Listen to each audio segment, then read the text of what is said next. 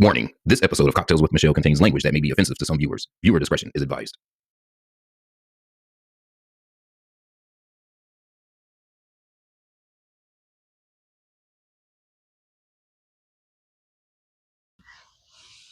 What's up, everybody? This is Michelle with Cocktails and Michelle, and I am in Birmingham, Alabama, y'all. I came all the way to Birmingham to go visit some friends, and I ran into one of my Facebook friends, and call him Mr. Shabazz, and I'm gonna let him introduce himself.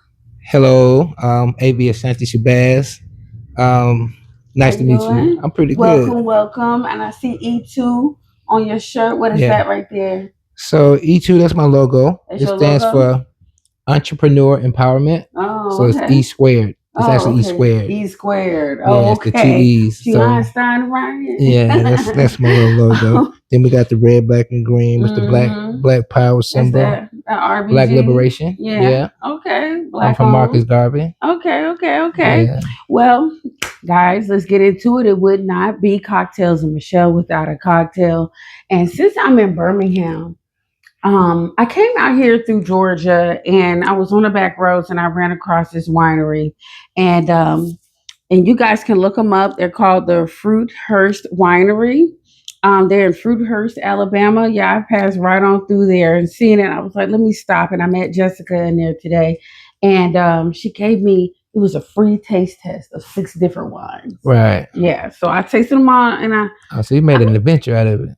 yeah, I had a great time. You know, it wasn't like what the winery, you would think. It's like, oh, luscious and green. Hey, we're in the dead of winter almost in January, so everything was bare. Yeah. But it was still an experience because it was a very cozy experience. And so I tasted 6 different ones, and I did find a couple that I actually kind of like all of them except for one. So what is that? Is that this one is like a dry white. It's a muscadine wine. Is it sweet or no?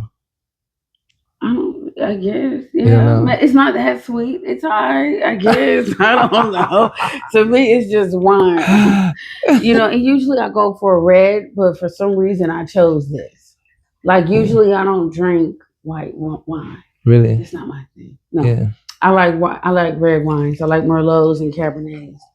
But this one was actually very good. And this is the dry white. Here's the menu. Yeah, they got a dry white muscadine. And I think I might have got, just the regular one, the dry wine. That's it. Yeah, they got a cool menu. You guys go check them out. They are on 27091 Country Road 9, Fruithurst, Alabama. And you can find them. It smell like muscadine. It do. And you can find them on Facebook, the Fruithurst Winery and Company. Fruithurst Winery and Company on Instagram. You want to do a toast? Yeah. A toast to success. To success. All 2025, right. Keeping it live. Live in 2025. That's been my motto all year so far. All right, that's pretty good. It's just like muscadine. Interesting. Yeah, it's actually, I like this one because I don't even like muscadines at all. You don't? All right, but this is good though. All right, guys, so we're going to take a break. I'm going to send you guys to a commercial right now. Check out this commercial and the experience I had at Fruithurst Winery. Hey, what's good, everybody? It's Michelle with Cocktails and Michelle, and I am on the road. I am in Fruithurst, Alabama at the Fruithurst Winery. This place is surrounded by 15 acres of muscadine vineyards, now owned and operated by 2 cousins. It carries the elegance and culture of what was then and will forever be Vineyard Village. And yeah, guys, I strongly encourage you to, if you're in the area, just stop by. They're really nice, and they also let me try 6 different flavors of their wines. Yes, I said 6, and they all were really good. I ended up walking out with 2 bottles. So yeah, check them out. They're Fruithurst Winery in Fruithurst. All right, guys, welcome back. I hope you guys enjoyed that tour of the winery, even though it wasn't much, but it was a cozy experience. So let's kick this thing off. Let's do it. How you doing, Avee? I'm pretty good. You good? Yeah, I'm good. I'm good. So I want to talk about like a little about how I know you. So I was going through my Facebook and, I've seen you on there for quite a while. Quite a while. How you come across me on Facebook? You from I don't South even, Carolina. I know, and you from here. So I think it was probably more, I don't know. I think we might have been mutual friends with maybe the dude from Tampa, Cello the Great or something like that. No fucks given. That used to be his username back in the day. Mwambe, all of them. I don't know. It's just like for some reason I fall into like different groups. He's like Black Power. Mm-hmm. Oh, that's like the RBG movement. So I think we probably and we've been friends for a long time. Since like 2013. Wow, that long? Yeah. It's been a while, but we never like really spoke. But I see your post. I'm like, man, this guy, he's doing this thing for his family. I'm like, that's dope. Yeah. So, tell everybody, what do you do? Like, because what I've seen you do, what made me notice you is all your kids when they turn a certain age, 13. You get them a house when they turn 13. Yeah. I was like, yo, that's freaking dope. Like, I ain't never seen no guy do that. We got one coming up this year. Oh, okay. You got another birthday. So I done seen like 4 already. Seen 2. 2? I seen 2. Oh, yeah. Okay. It was the same post then. We kicked it off. Yeah, it's been circling. It went crazy. It went super viral. It went viral. All around the world. Wow. Like all over the world, all like different countries. They've been posting it. It's still circulating. Yeah, because that's what it made me think. It was like, dang, 4 kids. He done about 4 of his kids' house. Yeah. But it's only 2, so that's great that it went viral. But you don't never see my son. My son didn't go viral. The one I did with my daughter. Oh wow! Which was the first one. I did in like 2020. Oh, okay. But that one's the one that went viral. The one I did with my son in 2021, it's like it got very little play, which is interesting, right? Like I wonder what the difference is. Father buys daughter a house, goes viral. Father buys son house, not so much. Not so much. Even though it's not even viral at all. Not at all. No. Interesting. Not even like locally viral. Like it's just like. I don't know. That's something to really think about and really, did you think about that? Yeah, did you come to like a conclusion, like what could be? No, I have not. But it does cross my mind. Like, what's that about? You know what I mean? Yeah. I didn't expect it to go viral though. Like when I first posted it, it was just how I came about was so when I was doing social justice work, one of the things I noticed, like when we dealing with like education. It was the reality that when kids left high school, reality kicked in. So you saw this pattern, like kids are being in high school and you really don't know who they are, like how they're gonna fare in the world, like because they under their parents' care, right? So this person might be a straight A student, this person might be a B student, it might be a F student. Like whatever they are, they sustained because they're taken care of. But then what happens is after high school, parents take a mind shift, which is you're grown now. Right. So you need to take care of yourself. You need to go to school. Kids who don't want to go to school. Well, a lot of kids will go to school because of the expectation. They'll go to college, but it never lasts long. Right. So they'll go and a semester later, they're out working a regular job, or they don't go at all and they're working a regular job because they're absolutely prepared for nothing. Like school don't teach you how to be prepared for the workforce, the real world, right? So coming out of high school, it's like, okay, you graduated high school, now what, right? So when I saw that, I'm like, then you now it becomes you have to work to maintain yourself, work to take care of yourself. So you're stuck because at that age, once you start working and all your money is going toward bills, you don't really have an opportunity to really figure out what you want to do because you're busy doing what you got to do. Right. And then it becomes a place of just being stuck, right? Like these kids are being stuck at these jobs and these different things because they never had the opportunity to really find out what they wanted to do. They didn't have the opportunity in high school. Right. And then once they got out of high school, it was like, you got to work now. So I was like thinking to myself, like, how can I avoid that for my kids. Right? Oh, okay. So what I came up with was taking one of the needs that they're gonna have, which is housing, removing that. So if you already have a house, like so, my daughter, at 13 you get a house, so that house begins to generate you income at 13. So it's building your nest egg. So these are rental properties. Right. So it's building your nest egg. So when you do finish high school, you already have your nest egg. Right. And you have a house. Right. So you aren't burdened. You dig what I'm saying? So if you choose to like, okay, I want to figure out what I want to do, you don't have that pressure on your head about having to pay rent and having to work just to make ends meet, because those two things are kind of, you already have like a buffer. Yeah. So that's how I came up with that. That's what I call putting your kids into position to win. Yeah. That's what winners do. Right. Yeah. So how did you acquire all of the houses to give to your kids? Different ways with different houses, actually. So the first one that I did for my daughter, I actually acquired that. That was it was a tax delinquent property, but I ended up finding the owner and then buying it from the owner. That's another thing. Like, people don't really understand with tax properties. Tax properties has a lot of different lanes to ownership. The tax delinquency status is just the door that opens it up. Like, you open that door, now you're in the conversation, right? So if this property is tax delinquent, once I pay the back tax, it puts me in position where I am the main and first priority in this property. Not even the owner supersedes me, right? So the owner has to talk to me. Anybody who wants anything to do with this property has to come to me, right? And what you find a lot of times, tax delinquent properties, the owners don't even want these properties no more.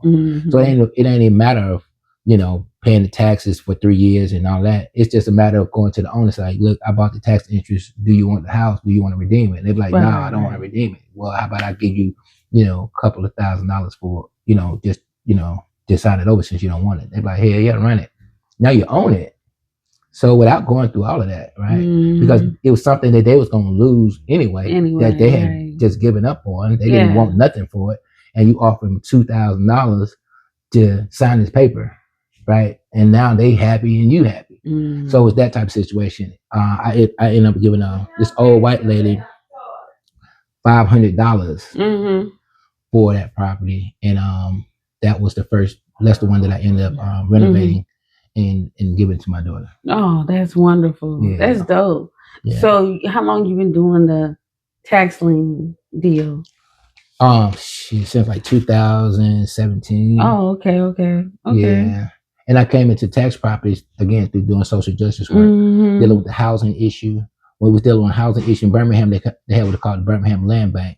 So when I was researching the Birmingham Land Bank and how it's supposed to function and what's the purpose of it and all that, I found out about tax properties. Now, I had heard about tax properties before. Right. Actually, a guy had taught me about tax properties in prison, but I never implemented it. Right, dude named Sean Hurley. Shout out to Sean.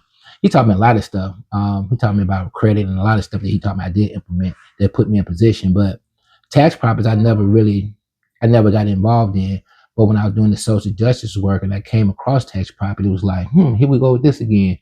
But at this point, I'm studying the law, so I'm able to see how it actually works. And I'm like, shit, like I could do this myself. We don't even have to go through the land bank. Right. But the land bank had to wait 6 years in order for them to get involved. Oh. But with attaching your property, it can be a delinquent 1 year. So you don't have to wait 6. So it's like, okay, but they didn't change the law since then. Now they only have to wait 3. But wow. But so yeah, that's how I got into it, doing the social justice work, and I saw it, and then I just started studying it, and then I had met this girl. I was talking about it online, and this girl named Anastasia, she had inboxed me, and she was like, basically like, we need to link up and talk. I mean, because she was already doing tax property, so she had laced me up on a lot of stuff. And then she had introduced me to this white lady who had a class on tax delinquent, tax lien, acquiring tax properties. And I went paid and went to her class, and then it's like it filled it out, the total understanding of everything out. Right. And then I just started doing the work. You know what I mean? Yeah, I seen, because a couple of times I seen you were offering classes to teach people. Are you still doing that now? No. And because the laws have changed so much.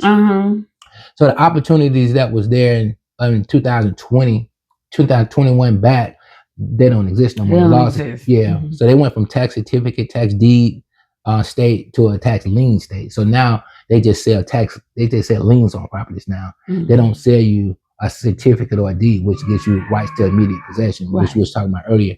So the laws have changed a lot.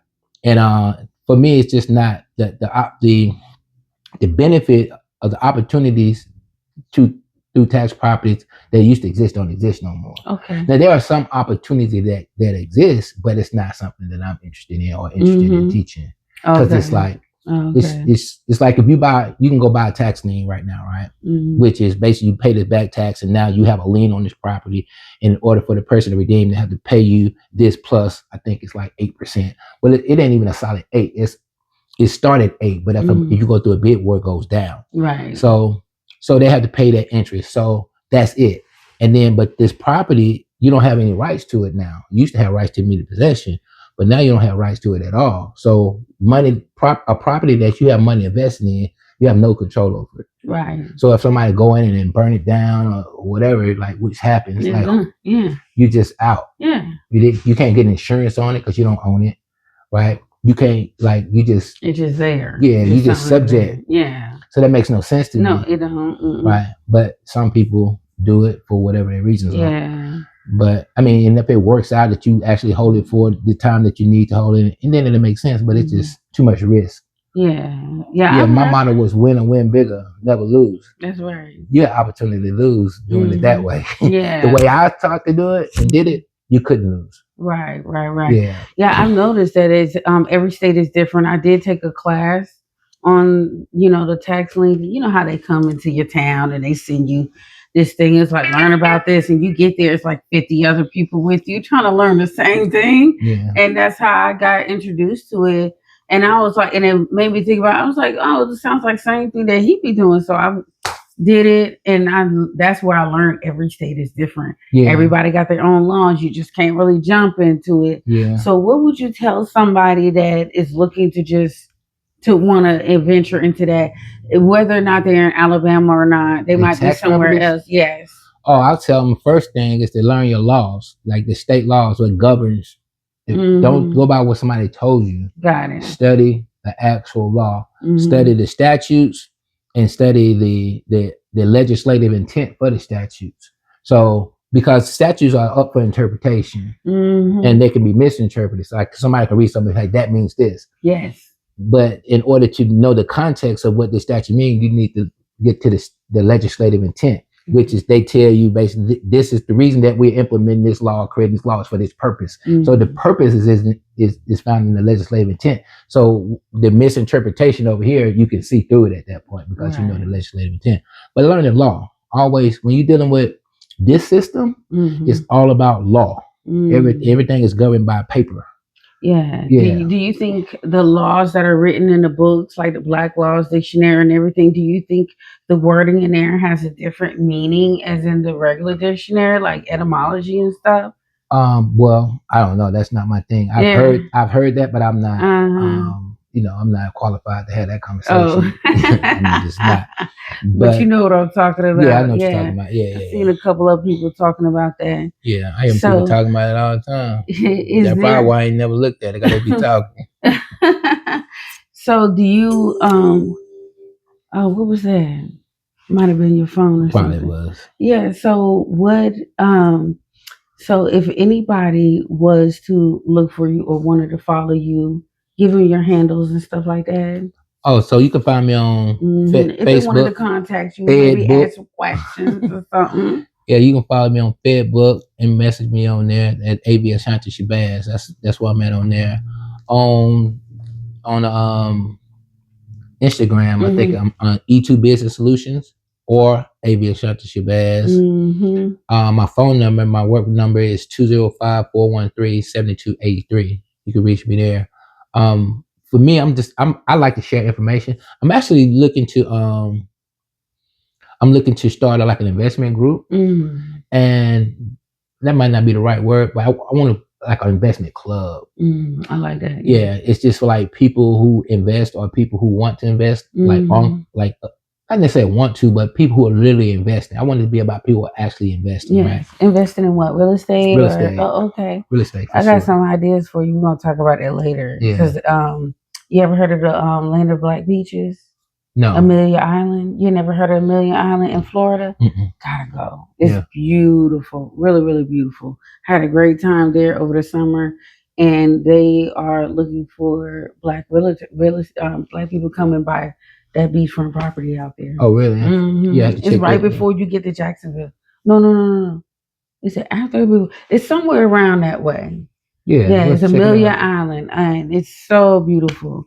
But yeah, so how long have you been in Birmingham? You were born and raised here? Yeah. I was born in Birmingham. I lived in California for like 5 years, from like 10 to 15.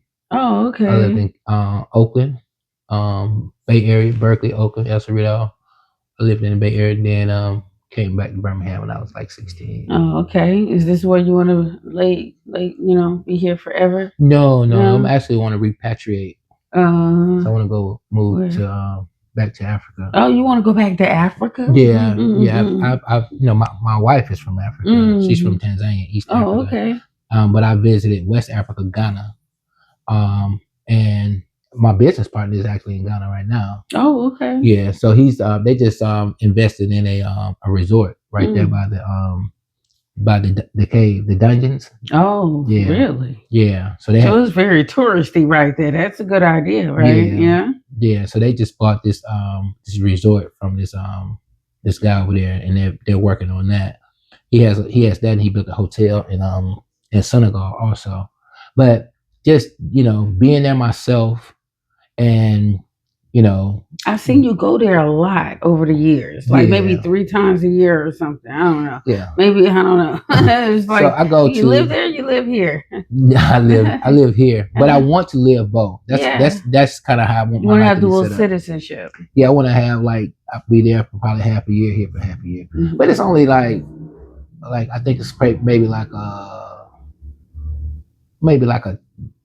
11-hour flight, maybe. Oh, that's not bad. And it's only like $1,000 round trip ticket, so it's not like it's like you can come back to whenever you want. It's it's not like it's a big deal going back and forth. The world is small, right? So if you need to come back to Alabama or to the States for something, you just get on a plane and come. It's not a really big deal. But I don't want to be here. I don't want this to be home. I want to make my money here and spend it there. I want to make money here and live there. That's smart. Yeah. And your money goes so much further there. I heard. Like super further. I've been seeing a lot of people moving overseas, and I'm like, thinking about a shoe. Man, you can live in a 5-bedroom, plush, modern home, pool. You have a driver, full-time cook, full-time maid. I'm talking about, and spend less than $5,000 a month. Well, yeah. And a maid too. Yeah. That sounds great. Yeah. Well, so when do you think you'll probably execute that, or you'll probably just take your time, get over there? I have a sister-in-law that's from Zimbabwe. She's married to my brother. She's a princess. Oh, that's what's up. See, my only thing is just navigating for my kids. That's the thing. Like their kids and their mothers. Like if it was just up to me, I'd be gone already. You'd be gone. Yeah, I agree. If I didn't have kids, I feel like I would be somewhere overseas in Japan. I'd be gone. On an anime resort or something. I'd be gone. It's too easy. It's just too easy. Yeah, I mean, and especially, would you move because you want to be in the motherland, or are you moving because, a lot of people are saying they're moving now. You've seen that everybody moving because, Mr. Trump, President Trump is the president. No, being president might make me stay. He'll make you stay. Why is that? Because he said boys are boys and girls are girls. and I seen that they've been. That's one of the reasons I want to leave. Yeah, they just got this shit out confused. Yeah, but I've been seeing the U.S. aid been funding spreading of trans and homosexual and sex changes all over the world. Like you spending money. Like really, you are like the taxpayers are willing and readily paying for the spread propaganda, homosexual and LGBT propaganda throughout the world. Yeah. That is sick. That's crazy. That's sick. When I seen how much money they was investing to teach atheism in Nepal, I was like, when you think about Nepal, what do you think about when you think about Nepal? I don't think about Nepal at all. Well, Nepal, like I want to go. I mean, I think about monks. There's temples and monks and stuff like that. Like when you think about Nepal, that is like one of the rich, like one of the Asian countries. Yeah, like that's like where the religion, the golden child, stuff like. Yeah, stuff like that, but that's where like the original that culture's original religion comes from and all of that. And they out there in the monks and stuff, they chilling. Why we gotta go over there and teach them atheism? For what? Because atheism. They over there spreading atheism. They're taking away those people's religion. When you take away a person's God, what happens? You're able to take everything else away from them. You replace it with something else. But my pay grade. With their book. That's what they their pay grade. They're taking their God because they want the land, whatever minerals is there. It's just a total corruption. I be trying to figure out like what these people's angles be, right? I don't like to just assume or just go along like a narrative. I really be like, what is why is this big push toward transgenderism? Like, what is that really about? Like, why? You know what I mean? Because it's a lot of money that and a lot of like power behind pushing that all over the world, pushing it on the kids. All of that. Like, what is that about? Like, I know it's got to be about money. I think at the end of the day, I think it's a spiritual warfare. Yeah, because if you think about the dual gender deity, the Baphomet, that's majority of what they all worship anyway. So when you usher in that debauchery where, we don't know what sex we are, or I don't know how old you are. Doesn't matter how, that crazy verbiage and stuff. And then, when you push that on to the people, it's like, people aren't having babies anymore, or nothing is of holiness anymore. I went down this rabbit hole, right? Yeah. About what you I went down this rabbit hole about immigration. Okay. And what I found out was that America needs immigration. Let me say it a different way. America has to have immigration in order to survive, right? Because the American public don't reproduce enough because of homosexuality, because of feminism, women not wanting to have babies or waiting later in life to have babies. Like the cultural things that are being pushed in America are the same things that are pushing down the birth rate. And for a country to exist, to maintain itself, it has to be like a 2.5% birth rate. And once you drop below that, then that country is literally in danger of collapsing. Yeah. So immigration, if you can't have babies, you got to bring in people. Yeah, they can have babies or with babies. It's the people themselves. They make up for the babies. So the 10 million babies you didn't have, you just bring in 10 million people. Oh, wow. You see that? Interesting. So we're not having children because we're home. You got all these other factors of genderism coming in, right? And nobody's having kids. So boom, the population rate. But it's almost, it kind of contradicts well, it doesn't. It's almost abortion. A form of population control. You're dealing with abortion. You're dealing with homosexuality. You're dealing with feminism. That's why they're getting rid of it. That's what I'm saying. It's like, on the one hand, you have this group who says that, therefore they like pro-immigration, but they are for feminism, which stops reproduction. They're for abortion, which stops reproduction.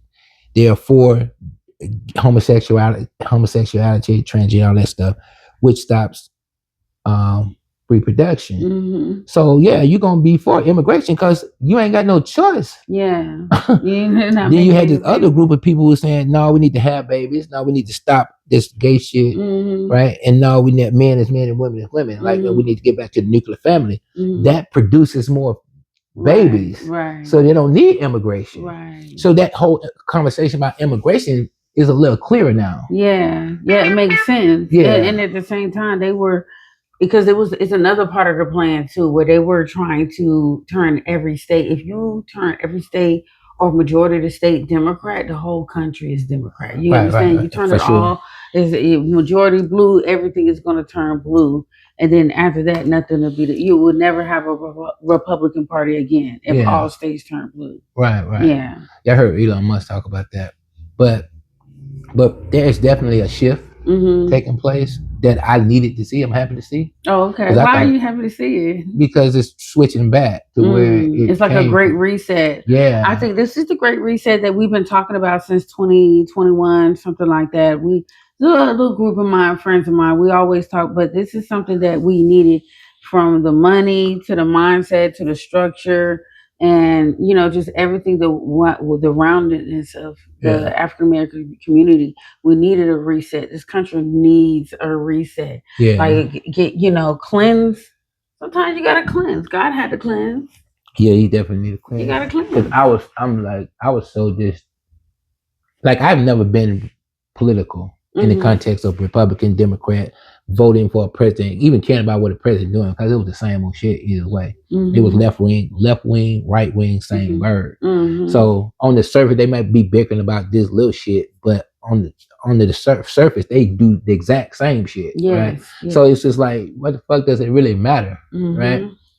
But Trump is a whole different animal. Yeah, because he's not a politician; he's a businessman. And he ain't going on, ain't nothing business as usual since that motherfucker came into the goddamn a new picture. Business here. Right? So it's like, for me, it's like, okay, this is some change shit right here. This is some different shit. Like, how it's gonna turn out, I'm ready to see. I ain't, because I know how it's gonna turn out with y'all. Y'all gonna do the same shit the motherfucker been doing for the last 30, 40, 50, 60, 70 years. The same old shit. This motherfucker here doing something different. I'm with this. I understand. I mean, you're right about that. I see everybody scraping and scrounging right now and upset. So let me say this. Just another point, right? So my wife, she just got her visa, right? Right.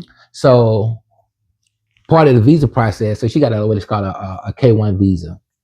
So a K-1 visa is like a fiance visa. So that gives her, it allows her to come here for 90 days. She has to get married in 90 days here, married. We got married in Tanzania. So get married here within 90 days. And then after that, she starts her process of getting a green card and all that. So the green card is like the application that you fill out. It's called like a I-585, 485 form.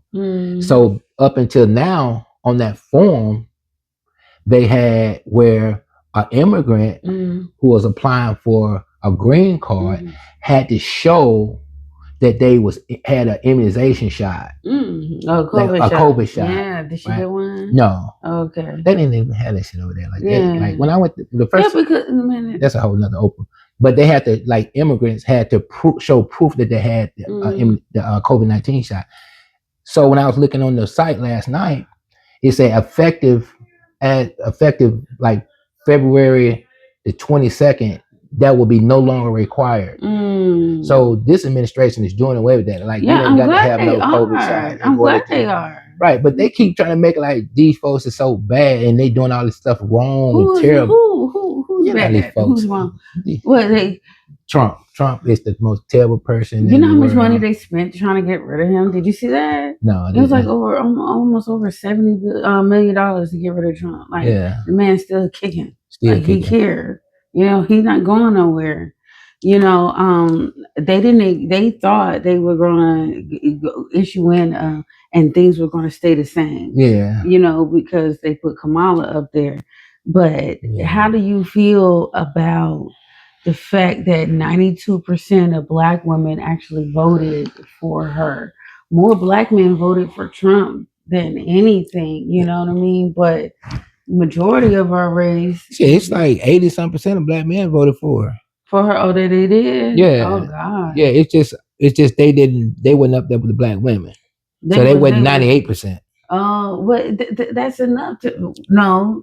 Black women was 92. The black man was 92%. No, it wasn't. No. Yeah, so it was like 80-some%. Oh, that's still high. Yeah, that's exactly. So that's the argument. Like black women saying y'all didn't show up for us, and black men like, bitch, we paid. Tried. Like it's 80-some% of us voted for her. She just didn't win. But it's this need to like blame somebody, blame black men. And then you know what I don't like? What that meme of a bunch of them sitting on top of a building, that's the crazy shit. And the whole city is burning down. Where are the kids at? Did y'all leave the kids down there in the city? Y'all, whoever created the picture forgot about y'all and y'all kids. They ain't got no kids. Oh, they don't have kids. This the modern women. Remember, at least the feminists and they queer, they queer and feminine and job oriented. Like they don't have no kids. The masculine women. Yeah. The super masculine. Yeah, them the ones up there sipping on tea. They don't have no kids. Yeah, so that's just not on their priority list. Oh. Yeah. Oh, okay. That's all I was. I'm a mom, so I'm just as girly as they come. Nah, they don't want no parts of them. We're just gonna leave the kids. They don't want no parts of it. They don't want no parts of no mother. No. They just want to tell people with children what to do with their children. They don't want none of their own. Oh. That's the crazy shit, right? Yeah. But all these gay people have all this conversation about kids. Like you don't have no kids. Other people's kids. You don't have none. You can't have none. So how do you have such a voice about what kids should learn and shouldn't learn and like what should go on in the classroom? You don't have kids. You can't have kids. You fuck with the same sex. That don't produce no kids. Unless they go get a surrogate. And they're all adopting. Yeah. A lot of them adopting children. Yeah, but we see how that turned out. See, there's so much stuff about that homosexual world that is just suppressed. That's really dangerous, right? Like one thing is, it's a high volume. I don't have the actual stats, but we can look it up. But you probably can't even look up these stats because they don't even. They do. It's there. Yeah, this particular stat that I'm going to say, I doubt that that they have it out there, right? But there's a high volume of homosexuals who became that way because of being molested. Oh, okay. As children and stuff like that, right? Yeah. And we know that hurt people. Yeah, like. People who are molested tend to be molesters. Yeah, the victim becomes the predator. But we want to act like that ain't the case when it comes to homosexuality, though. Yeah, like this is the type of insanity they don't want to live to open up to the shame of what happened to them. But we've given these people children. Like when you talking about adoption, we allowing these two men who was the victim of child molestation. Those are those organizations. We're giving them children to molest. Think about the people that run these organizations. That's crazy. Yeah, we not even thinking about the kids. We gonna they don't get, like we know that happens. We know that happens. Yeah, and it's been proven time and time again. Yeah, if you talk to 100 men who are gay, I will bet in the blind that 85% of them been molested when they was little. That's how they got like that. I'll bet in the blind.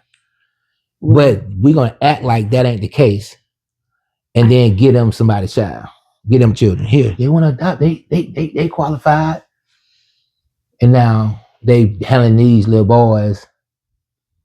And now they gay. Now you wonder how they turn got little back. boys. That's all I can think about. Just yeah, you know. And I talk to my kids about that all the time. You know, they just found a couple. They did. It was a men couple, two guys, right? Yeah, and they were tricking them out. Yeah, I know. And no, that don't mean that means, all of them do it. That doesn't mean I mean that. But that is definitely an example of that is a stereotype that unfortunately comes true a lot. And this is the world, the predicament that you put him in. Like you don't know. Like we keep on handling this shit like it ain't what it is for the sake of whoever, like these narratives. But like I said, all that money that's being spent through USAID was going towards That. teaching the agenda, pushing the agenda, and It's all of crazy. this time, Why? all of this time, everybody been saying, including black men. There's a lot of black men saying the agenda. Not all of them say it's agenda because a lot of them don't have an issue with that lifestyle. I don't think anybody really has an issue with that lifestyle until that lifestyle is being shoved down your throat and your children's throat. You know what I mean? I do not like to be sitting here with my kid and we're watching a cartoon and two male characters are kissing. This is supposed to be a child cartoon. Right. You know what I mean? And that didn't happen, but they wanted me to watch it. Yeah. It was like, Mom, we watched something at Dad house and blah, blah, blah, blah, and for some reason the two guys at the end were kissing. Can you watch it with us? And I was like, no, I'm not watching that. That's crazy. And they were like, why not? I said, because I don't want to watch two guys kiss. Is that what's wrong with it? I said, there's something very wrong. And that's what it's fucked up. So like, this is what I did. I'll tell you what I did. Yeah. And it was something. It reminded me of something because I seen somebody's comedy show the other day. I don't even remember who I was watching, but I took them over to the wall socket, right? And I got the blow dryer. Yeah. I say, this plug to the blow dryer. This is the guy. This plug is the girl. You see how he plugs into her? It fits, right? And then, watch this. Click, click. It turns him on. You see that? And they was like, yeah. I said, well, if you take two plugs together, nothing happens. Nothing works. Right. Nothing comes out of that. Good example. So they understood from there, like, what's the difference between the reality and the perspective. I like that. The difference of I'm gonna use that. Huh? I'm gonna use that right here. So we have civilization class here. I have civilization class with my kids. Oh, okay. What is that? Like when I'm a Muslim. I'm Muslim, but I'm under the teachings of 5% Nation of Gods and Earth. Oh, okay. Right? I seen your necklace earlier. Yeah. So we teach the mathematics, right? So and part of the culture is we have what's called civilization class. That's when you teach your children the supreme mathematics, the lessons, and how to implement those lessons into your life, right? So, for example, this this is an example of some. I don't even know what this is at this point, but this is my board that I use when we have a civilization. That looks class. like a football thing right there. Okay, so like, so you said, oh, that's family. I was teaching them how to grow family right there, but back to the civilization. But yeah. So in teaching the math, we teach I don't know if you know your supreme mathematics. But I've heard of it, like knowledge born and stuff like that. The man adds on to the woman and all of that. Yeah, I kind of like learned about that a long time ago. Yeah. Shout out to Alvesta Baker Rock. I was like 18. Yeah. It was a long time ago. I mean, but I know it's about the 5%ers where they talk about the 85% and the 10%, and then you got the 5% or something like that, right? Yeah. The people that don't know, but the people that know. So that's something that I will implement into the class. Yeah. Like with the plug. Yeah. Because it's a certain level of production has to come through different connections. So when that's a visual that would be powerful. Yeah, when we pour into each other, you get something out of it. Yeah. What do they call it? The Celestine prophecies. You know what I'm talking about? What you just said? Okay. It's a book. It's called The Celestine Prophecies, and they just talk about energy transference. Okay. And that's like a massage therapist type of thing. Because that's what I do. Right. I do energy exchange, Reiki sometimes. Or like, I had a client the other week.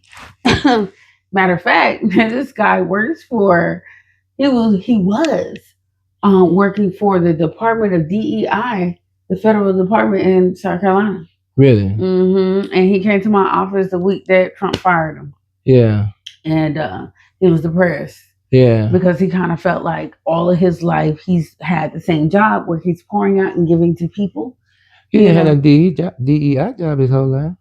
Huh? He ain't had no DEI job his whole life. I don't know. What do you mean? What is a DEI? Hold on. What is a DEI job?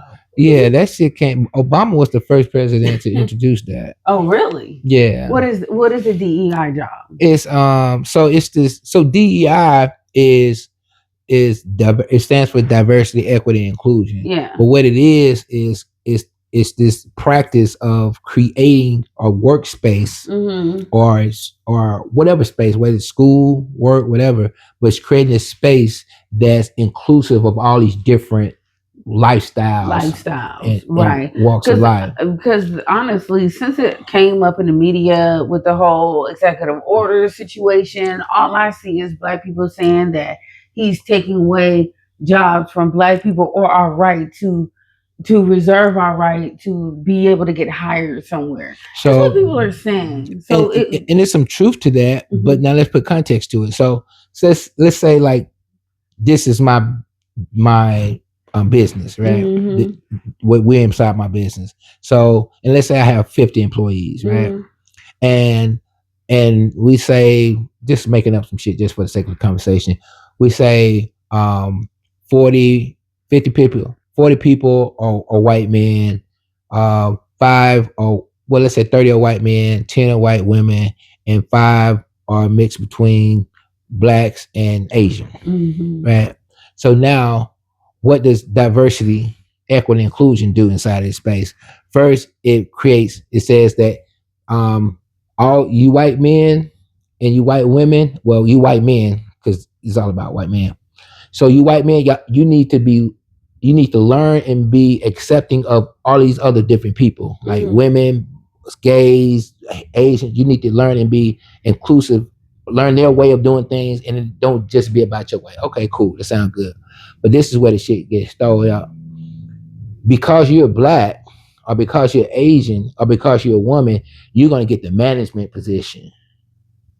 You're going to get a management position. So the management positions is going to be, say it's 3 management positions. It's going to be 3 from each group to show diversity, equity, inclusion. Even though you motherfuckers ain't qualified to be a manager, but because you're Black and and this is DEI, we want to make this DEI. This is about DEI now. This ain't about the best for the job. This is about DEI. Right. So now you gay. So because you're gay, you get to be a manager. Yeah. So because they want this management. We don't want nobody to feel like we're leaving them out. We want management to reflect diversity. Okay. We want management to reflect diversity. So it's not about having the best person up there that actually knows the job, knows what they're doing. Because granted, any and everybody can feel like they know what they're doing. But really, do you? Like, do you feel? Of course, everybody's gonna feel like they're better than the next person. We know. Yeah. So like we deal with, and this is something that me and my business partner talk about a lot, right? My business partner is my friends as well, but we have like really deep conversations about stuff like this. And when you start talking about, like, it's 2 sides to everything. So on the one side, you say, okay, yeah, you have people, Black people, other people who will probably never otherwise get this opportunity if it not be for DEI, if it not be for affirmative action. But the fact that they was given this opportunity and then they performed and outperformed everybody in the space, right? That happens. Like you have people who are just didn't get the schooling that you had, didn't have the background that you had, so they didn't have the opportunity to be qualified as you are on paper. But in reality, they are qualified. They just wasn't given. Once they was given the opportunity to show and prove, they excel even way past you and your credentials. Right. So those things happen. We know those things happen. We know we live in a racist America. We know that race is a part of every equation, right? So that's one side of it. But the other side of it is we also know that people are getting these positions who don't know the fuck they doing because of their gender, because of their race, because of this DEI. We know that happens as well. So you can't dismiss either one, but we have to be honest about both, right? So now when you go into, for instance, City Hall, and this is sad to say, but when I go down to City Hall, Birmingham City Hall, it's ran by Black people, and it's a mess, right? And I'm not saying it's a mess because it's black people. Mm-hmm. I'm saying that it's black people and it's a mess. But why is y'all running this like it's a mess? Why is you running it and you have it a mess? Because you're not running it based on who's best for the job. You're running it to give your homeboy, your frat brother, Miss Ann. You're running it because of this shit that ain't the best for the city. Right. You're giving out positions and jobs for the wrong reasons, right? So, and it shows up in the way that the city operates. That's right. Now you go over here to Gardendale, and they shit running like a machine, right? Why they shit running like a machine? Because everybody in there qualified. That's right. Are overqualified. That's right. But you don't want to say that, right? You just want to act like this ain't going on. But the evidence is the way that the shit is functioning. We're not talking about how you feel and think. We're talking about how this shit is functioning. I'll give you another example. You could talk like that cracker down there in Florida. DeSantis racist as fuck. Like, ain't nobody can convince me about that motherfucker racist. Right. Now, Trump ain't nowhere near this motherfucker. Right, they might have agreed on a lot of shit. Right. But this nigga's a straight racist, right? But that motherfucker state runs like a machine. It does, yeah. He runs that state better than anybody runs a state. So if you put up states in all 50 states and say what governor is doing the best in their state, he's gonna be at the top of the list. Yes. So these two realities exist in the same person. You can't act like that ain't true because you don't like him. Yeah. You dig what I'm saying? You don't like him. That's what a lot of people say. They just don't like Trump because they just don't like him. Oh, he's a racist. You didn't see what he said at the thing. I was like, y'all never look at the whole clip. Nah. Y'all just look at that one part where he said it's fine people on both sides. And then if you keep watching, he said, and I'm not talking about he said he wasn't talking about those people. He said those people need to be condemned. Yeah, exactly. Totally. He said that. So why do you think people keep running? Why you keep on playing that? And why you keep on telling that lie? And why nobody checking you when you say that? Yeah, Kamala said it at the debate. Yeah, and nobody they didn't even fact check on it. Yeah. Why? Yeah, because it's the propaganda. See, this is what makes the lessons like back to our civilization class. Our lessons is the 5%. Like, we believe in supreme mathematics. That's the culture. That's our religion. That's our way of life. Knowledge is the foundation of everything in existence, right? Meaning everything that exists, the knowledge of it preceded it. Nothing exists without the knowledge of it having preceded it, right? I don't care what it is, that glass, somebody had to think about it, the phone, the bag, the microphone. Everything that exists, the thought, the knowledge of it preceded it. And then it was brought into existence. Right. So knowledge is the foundation of everything in existence. So that means the more you know, the more capacity you have to create, right? So knowledge is supreme, right? So the second degree is wisdom. Second, that's 2. And what's number 5? I'm sorry to skip ahead. I ain't gonna skip. I'm going because it's just something that I said this year because it's the year 25. We're gonna get there. Oh, okay. So wisdom is second. So wisdom is secondary but most necessary. Wisdom is the proper application of knowledge, the proper application of what you know. So wisdom, knowledge is symbolic to man. Wisdom is symbolic to woman. Man is knowledge. Man is the sun. Wisdom is action. Wisdom is the moon. And when we talk about sun and moon, we talk about lights. Right. Light being the foundation of the universe is what? The sun. Everything revolves around the sun. The sun shares its light to what? The moon, which is the woman. So the man shines his light to the woman. And then the woman shines her light to who? The child, which is a star, which is what that's why you see the sun, moon, and star on the emblem. Oh, right? Okay. So the 7 is the sun, that's the man, right? Then the moon, you see the moon back there, and then the star. So that represents the universe. The nuclear family is the universe, right? So we said, again, knowledge is what you know. Wisdom is applying what you know properly. And if you add knowledge plus wisdom, 1 plus 2, you get what? 3, which is the understanding, which is the manifestation. That is, if you know it and you do it, you're going to get it. Yes, right. If you know it and you do it the way you're supposed to, you're going to get what you're supposed to get. If you take a man You add a woman, you're gonna get a child. That's right. Right? So that's the totality of things. So it's very clear. Like what's the thing about the math? The math makes things very clear. It's not a whole bunch of interpretation. It's not a whole bunch of talk. It's just clear. It's math. Mm-hmm. Math is not interpret. You can't interpret math. That's you interpret words. Mm-hmm. Right? 1 + 2 = 3. You don't interpret that. You can't say, well, it ain't 3 to me. It's no, that's right. It's what 1 it is. + 2 = 3. Yeah. 2 + 2 don't equal 3. 1 + 1 don't equal 3. That's if right. 3 equals the child, man, woman, child, then the only way you can get the child is what? Well, 1 and 2. 1 and 2, man and woman. That's right. You see that? Mm-hmm. So again, the math is manifesting itself, showing and proving that it's right and exact. That's right. Now, fast forwarding to your point, 4 is culture freedom. Culture is our mathematics. Mm-hmm. Freedom is to free your dome. Freedom is a compound word. Free thinking. To free your dome of all negativity. Oh, right. Okay. So we have to free our dome of all negativity, right? And in place of that, put your culture, which is your mathematics, and live your culture. Right. Mm-hmm. Then the 5th degree is power refinement. You have the ability, power, to refine yourself, to clean yourself up. Right. Yes. That's your God ability. See, we gods. We not whatever. They be dirty rags and mere human beings. Like they diminish you so that they can control you. Mm-hmm. Once you understand your power, then you take control. So I know I have the power to clean myself up.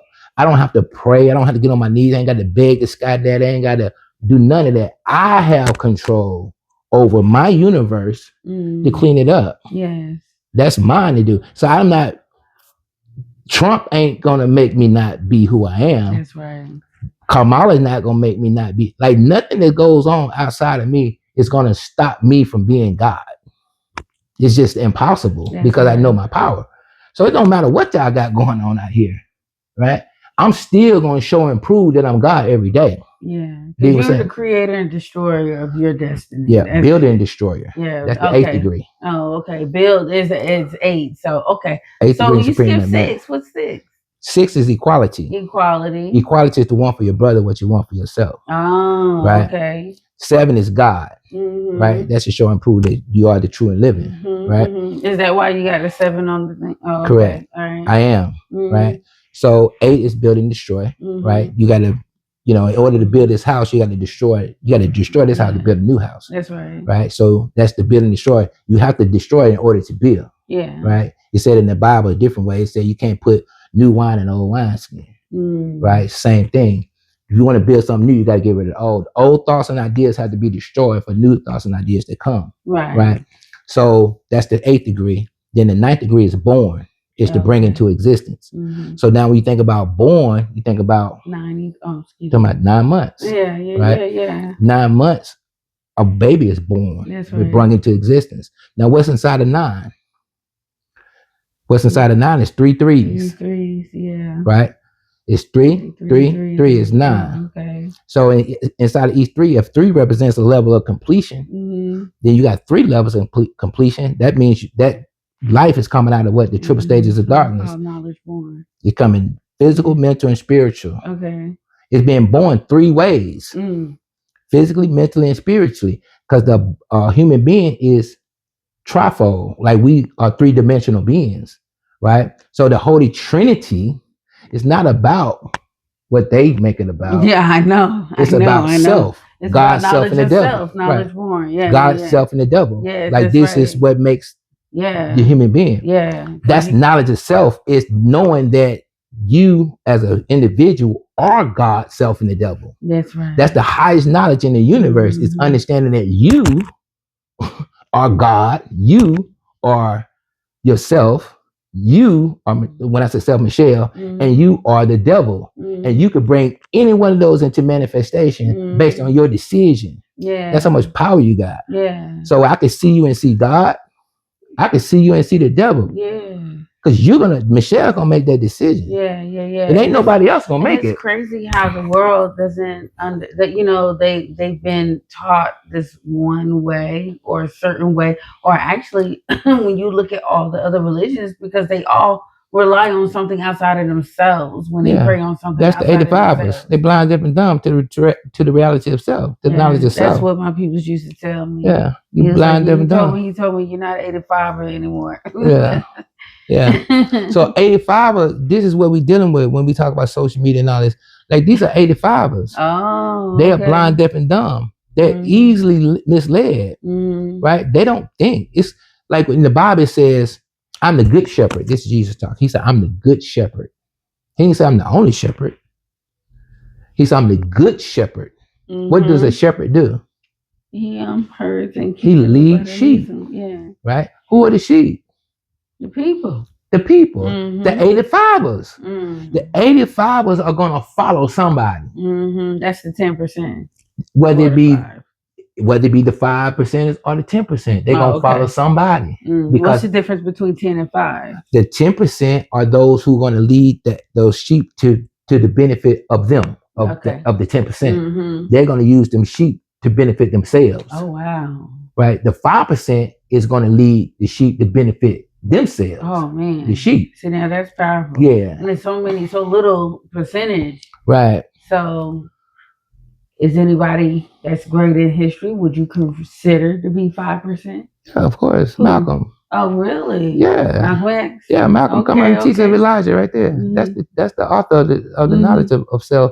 And the knowledge, see it on his head? Yeah, I see it. Yeah. I see it. See, I'm not. So where the sun at in that picture? On you the see side, the moon right and the there. star. Where the sun at? Isn't that on the side? No. Well, where is it then? On top. He is. Oh, he is the sun. Yeah. Oh, okay. So, and okay. So, do you think that the way that everybody else, and we're not saying anybody is right or wrong, in what they, but do you think that hinders the rest, a lot of the people from getting to where they need to go or understanding what life is? Because definitely. I had a reading a couple of years ago, and they always tell you, people keep coming back. They keep coming back, especially when they don't rise to their greatest potential and understanding of knowing thyself and the power and knowledge and stuff like that. You keep coming back because you got to relive it, and you got to keep doing it until you, I guess, it's complete a mission, right? It's almost like a mission. So how do you talking about reincarnation? Yes. Okay. Yes. Well, so when I learned about, because I've been doing this for a long time. I mean, I've been doing readings and mediumship for people for a very, very long time. So when I was learning in my mentorship in it, we always talk about when you do pass, it is a time where you don't like immediately, because you always hear, what if when you die, the light at the end of the tunnel is the beginning of the new. Right, you're going through the birth and down, but that's not really how it is, because you got to go through a healing process after you go, because you got to heal from the trauma a lot of us suffered in this lifetime. And then that's when you're given a choice, because for me, I have guardian angels that watch over me. A lot of us do. You have them too. You got guardian angels that watch over you. And sometimes you can come back as somebody's angel, or you will come back to try it again. It depends on how tired you are. But many people have came back over and over and over again. Me, I've come back so many times. I just keep having a great time. Oh man, you say you keep having a great time. I keep having a great time, but but something has happened. Maybe 2 or 3 lifetimes.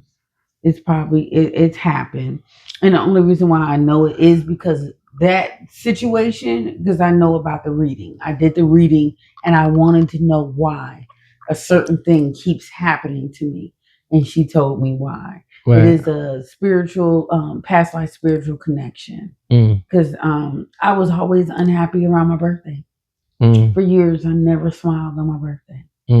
I would always cry, or even if I tried to plan something just bombed it, and I was just like, man, I got bad language. Like, am I not supposed to have a birthday party? Come to find out, in anywhere from 2 to 3 of my past lives, I've died a tragic death around my birthday. Mm. And that's what she said. She was like, I'm going to take care of that for you today. And ever since I had that, like, man, I've had the best freaking birthday. I mean, I don't know if it was a mind thing, but I'm 42. And for the past 3 years since I had that reading, and I had it, when did I have it? I had that reading in 2021, December. And the following year, I lost my job of 8 years. And I never looked back. And man, I've been having a great time.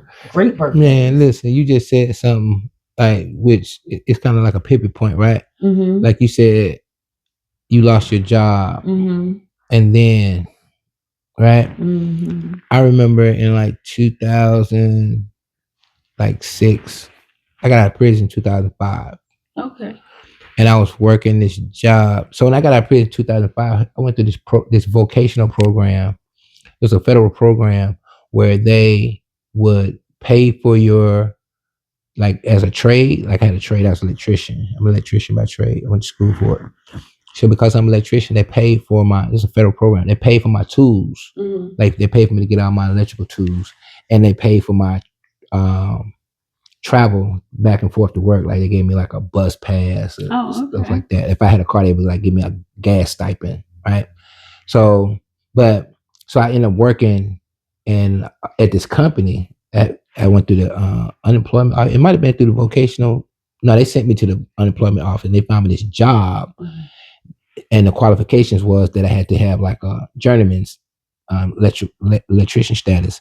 So, but this job was at this place called it was this motor company. They built electrical motors. Okay. Out in Bessemer. So I was working at this job. So when I get there, so they was training me because, they took in ex-cons, right? So they was training me, but because I was like really smart, I caught on. Like, I knew the theory of stuff. Like, most of the people who they had working there, like, they could do the work, but they didn't understand why this motor worked or why it did that or why it did that.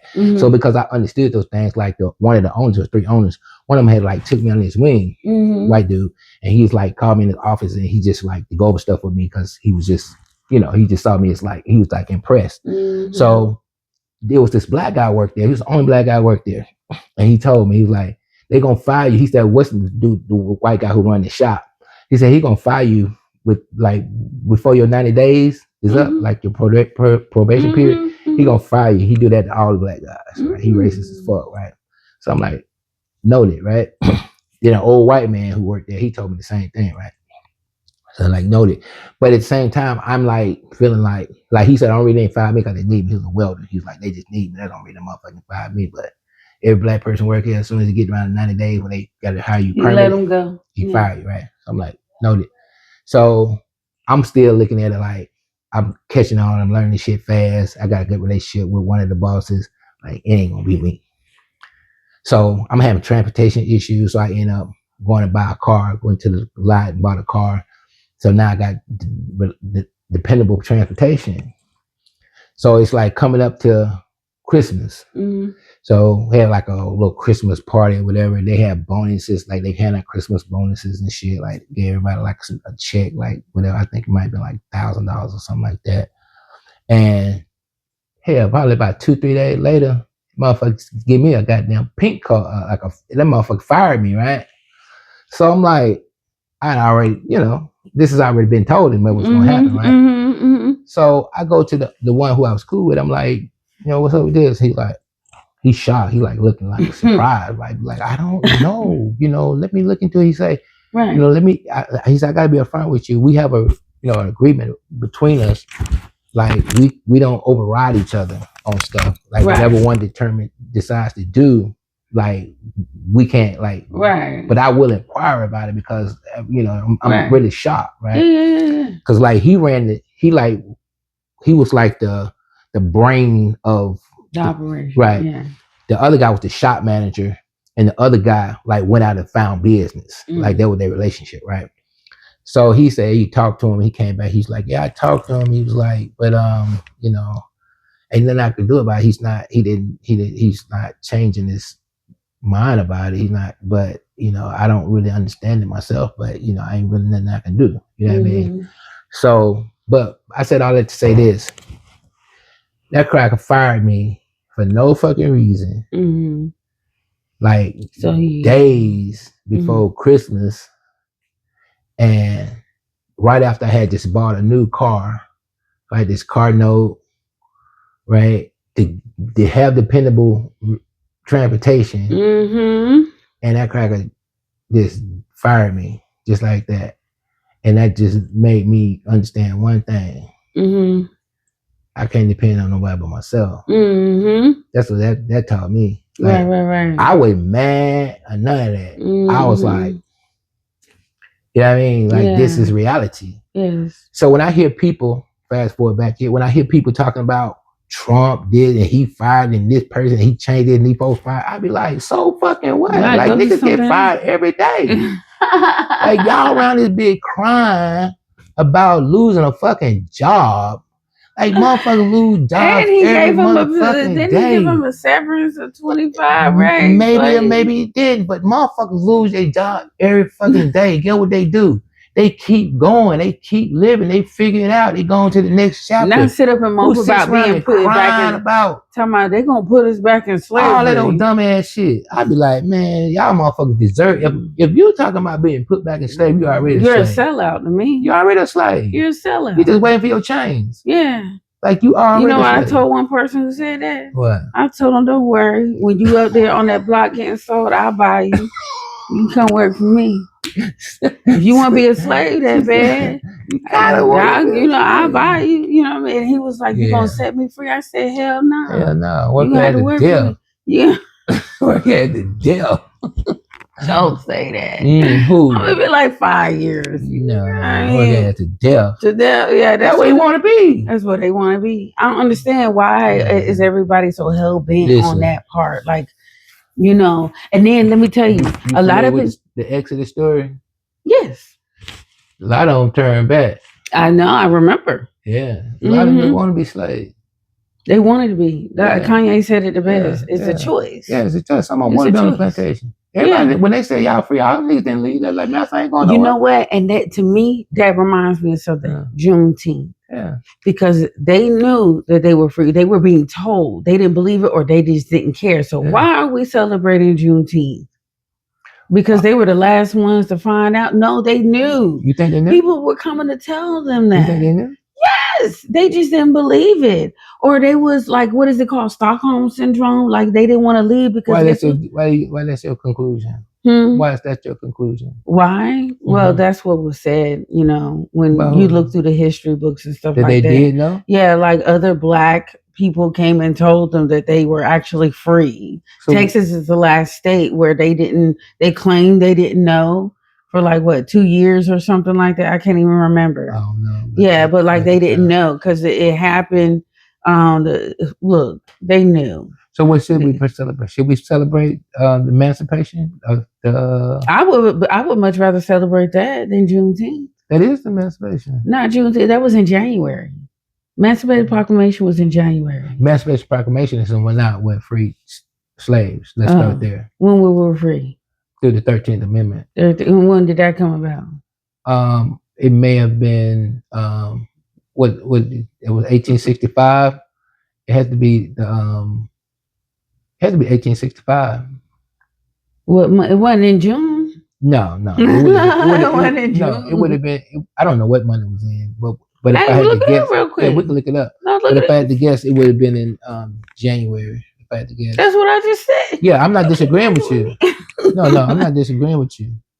But my point is that it's still the celebration of the end of slavery, regardless of whether it's June or January. Yeah, well, I feel like that should be celebrated, but not on the last day because they, didn't find out until 2 years later, type of stuff. You know how many black cowboys was around back then? Do you? Let me ask you a question. Do you know anything about the Reconstruction era? Yeah, I do. Okay, I'm reading this book right now called The Black Aristocrats, and they talk about the black elites from 1880 to 1920. And in this book, it distinctively talks about the relationship of Black people or African, the Negro, and Democrats. Yeah. They didn't like us. Well, And in the beginning of the book, it talks about Blanche and Josephine Bruce. yeah. Yeah, January. Yeah, 13th Amendment, January. That should be. 1865. And then it was ratified on December 6, 1965. Mhm. So either one of them days, to me, would be proper. Yeah. January 31st or December 6th, not in the middle of June. Like, no. But you know what? It let them have their holiday. Yeah. But in this book, like I said, it's called the Black Aristocrats. They were hell. I know. Yeah, they don't talk about that. They don't want, and I can't wait till I finish reading this book. So I don't want you to tell me. You can tell me. You can tell me. But I just want to talk about this specific part because they were talking about Josephine Bruce and how she of course, she was mulatto or light skinned or very fair. They would talk about how the Democrats treated them, and they were Republican. Blanche Bruce was a Republican senator. Mm-hmm. And they were talking about how the Democrats treated them, never invited them to parties.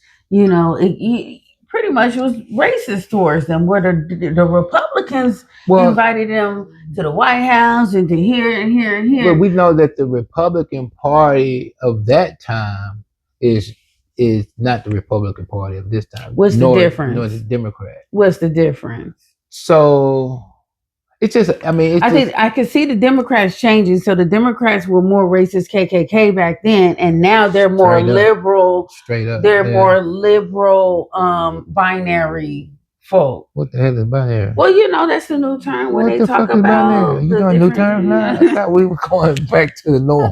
Okay. You know what? What the fuck is binary? You know, you get what I'm saying. I don't know what you're saying. I don't know what no binary is. What the fuck is the binary? Let's just say right now they're just more woke. They're woke. The Democrats is all on the woke side. Well, you know, it's the word term woke now. That's what Elon said. Nah, that's a term that the crackers they took from us and made a mockery of it by saying it in a way that's condescending. Now we know woke means awake. Yeah. I mean, I understand what the fuck going on. Yeah. Like the wool ain't over my eyes. I can see. That's what we understand woke to be. Now they didn't took that and made a mockery of it and put like this all this dumb shit that these other niggas is doing. Like a rainbow and stuff. All like that they shit. Took the that shit rainbow. ain't got nothing to do with the fucking. They ain't got nothing to do with being woke. Yeah. That's them motherfuckers that sleep. You having some damn homosexual this and trans. That shit ain't no woke. That shit sleep. You know, Trump, not Trump, but Elon, I think everything he's doing, because everybody's trying to figure out why he's doing what he's doing. You know, I'm like, the man is a billionaire. He doesn't need your social security number. He doesn't even want your checks. He don't want none of y'all money.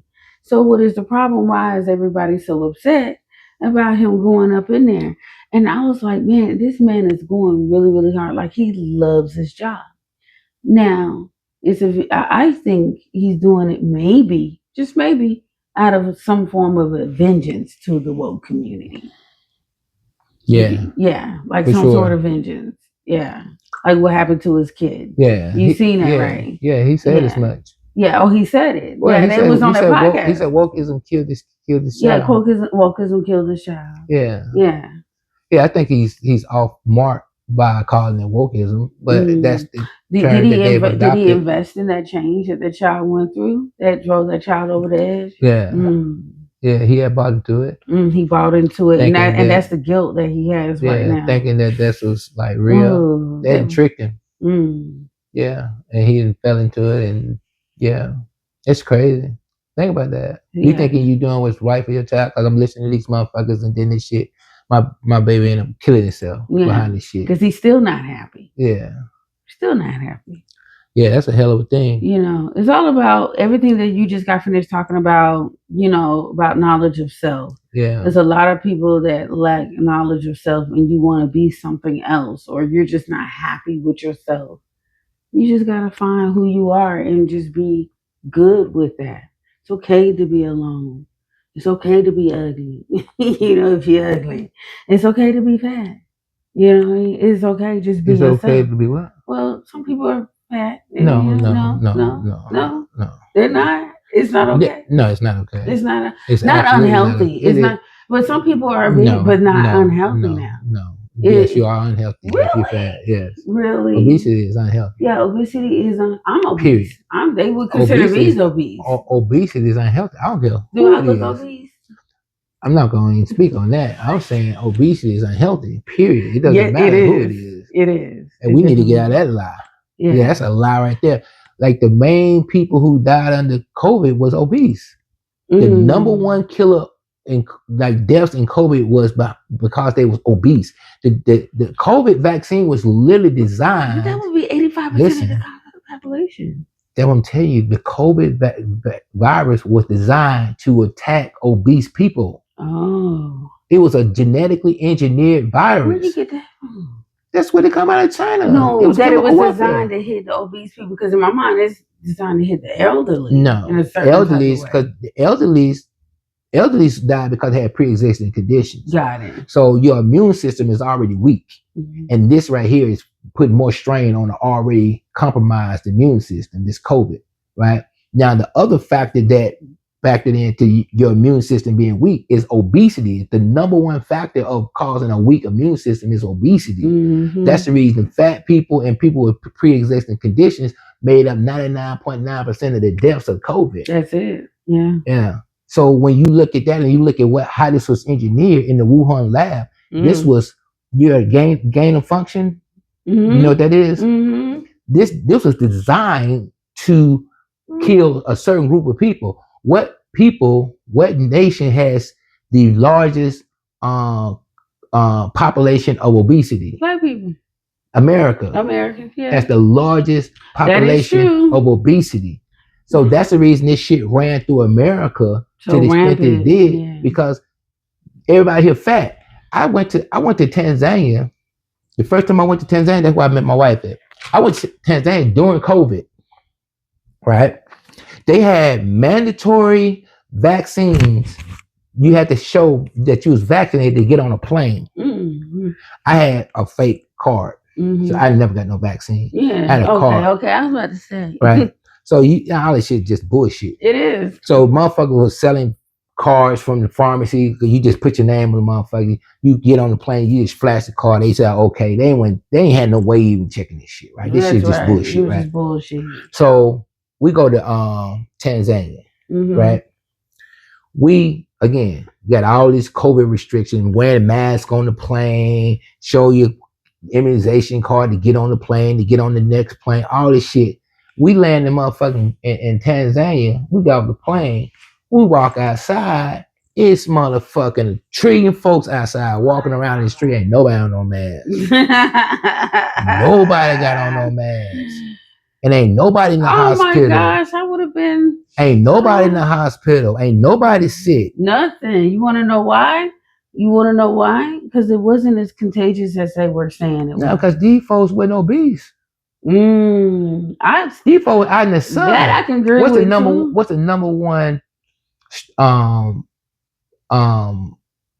contributor to your immune health? Vitamin D. Where does vitamin D come from? You can get it from the sun. You can get it from fruits, vegetables. But majority come from the sun. Yeah. These folks outside. Well, 15% of it, yeah. These folks outside. Yeah, and they probably, and they don't have and small, they ain't obese. They don't have like all of the things, the environmental things that we have here that would shield us from the sun. Yeah. So these folks over here just like, I'm talking about, I don't know if you ever been to like foreign, not even just Africa. When you leave America and you go to other countries, it's like people outside. Yeah. America's inside. Oh yeah, my first time in the Virgin Islands, everybody was outside. Everybody outside. Yeah. So when you go to you touch down to Tanzania, ain't nobody inside. Everybody outside. Like all the streets throughout the neighborhoods. But in America, everybody's sitting inside. Everybody inside. We all shot up. Yeah. And you know what? How do they get in? How do they get to give this man a pardon? Who? Fauci. Oh man. A preemptive pardon. Preemptive. Whatever that is, man. Please, whatever that is. Just let it go and prosecute this man. Yeah. preemptive. How you gonna do that? And somebody gonna ask me, well, what did he do? I said for crimes against humanity. Yeah. He was involved directly. He even said it's so many videos of him contradicting himself, talking about get vaccinated so you won't catch it. And then 3 months later, yeah, I've caught it 3 times so far. Yeah, and I've been vaccinated, boosted 7 times. But he kept getting COVID. Like, come on. Yeah. But now that he's going to court, he's on trial for it. That man wanted to pardon him. Yeah. He's going to court. He's on trial. Yeah. He was going through hearings the past couple of months. But all of a sudden, we have a pardon. He was going through court hearings or well, you got to go like congressional hearings. Congressional hearings, yeah. That ain't court. Well, to me, it's court. It looks like court. It shit looks like court to me. Yeah. Look like a damn courthouse to me. Yeah. The way everybody's sitting up there judging you, talking to you. You can edit this out, but put some false information on your post today. What did I say?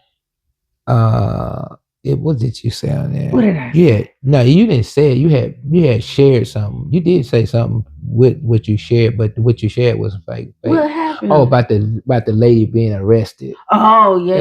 That's not. It's not true. No. She didn't get arrested. Hell no. What happened with her? She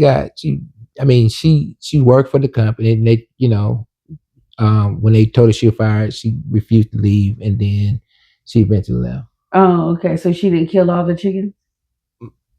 I don't know if she killed the chickens or not, but she didn't get arrested and then escorted out the place and then arrested. That didn't happen. That didn't happen. Now, killing the chickens, maybe not. Well, that's one thing. Let's talk about that. She was arrested, though. Yeah, everybody keep talking about the price of the eggs is still high, but they don't realize, because they're saying that she faked the bird flu to do that. But why would you do that? Like, I don't even understand. But I can't have that conversation because I don't have no facts to support that. Yeah. Well, the only thing that we know, and what I knew before that post, was that it was a bird flu, and they killed thousands and thousands of millions of chickens. Yeah. So therefore, yes, we're going to have a shortage of chickens. Yes, we're going to have a shortage on eggs. That has nothing to do with the president. No.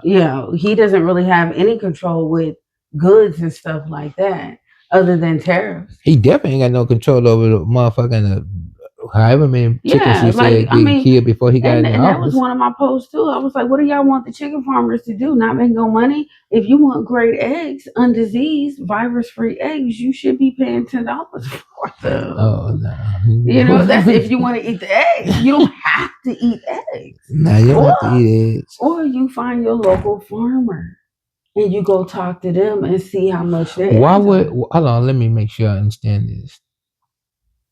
So I think I'm understanding before I say. Mm-hmm. So if the farmer, the chicken, what you call him? The chicken farmer. The chicken farmer. Yeah. It depends, like how big it is. Like are you saying that this chicken farmer is the same one who had to kill his chickens? It was millions of them. When you look, so he had to kill millions of his chickens. Well, so now he got to sell it was several different farms across. So America. Those farmers are the same ones who have to now sell the eggs that they kept from the chicken. Well, I don't think they get the eggs. If the chickens, okay. Where the eggs, the $10 eggs coming from? Man, ain't no damn eggs $10. That's what everybody was saying. I'm not really caught up on the price.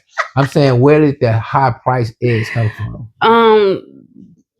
Different farmers, or just different areas in America. Like, not from the ones who get to kill the chickens.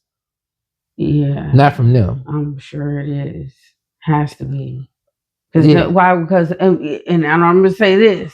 That same time when everybody talking about $10 eggs, I went to Kroger and I got the medium-sized brown eggs, the cage-free ones. It was like $4 for a dozen. Mm-hmm. Shit, I can recall going into all these. Maybe this was before Biden.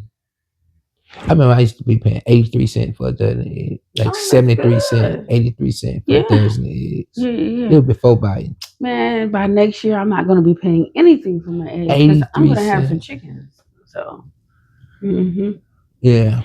My backyard big enough for But what I was getting to is if these folks over here, they didn't have to kill no chickens. but they still got eggs. They shouldn't be able to just jack the prices up on the eggs because they know that there's a shortage of eggs. Like that's diabolical. But that's American too. That's the free market. That's But they're capitalism. losing money How? because they have less chickens that's going to produce less eggs. Who? The people that had to kill all the chickens. No, I'm saying if it's a different group. So I'm saying that I didn't have to kill my chickens. So that means you shouldn't sell your eggs for $10. Right. That's right. But I jacked my price up on my eggs because I know it's a shortage on eggs. Yeah, because that's diabolical. Guess what? That's what you call what? Free market enterprise. Capitalism. Yeah. But America's run off of capitalism. Yeah. Unfortunately. That's predatory though. Mm-hmm. Yeah, that's diabolical. Welcome to America.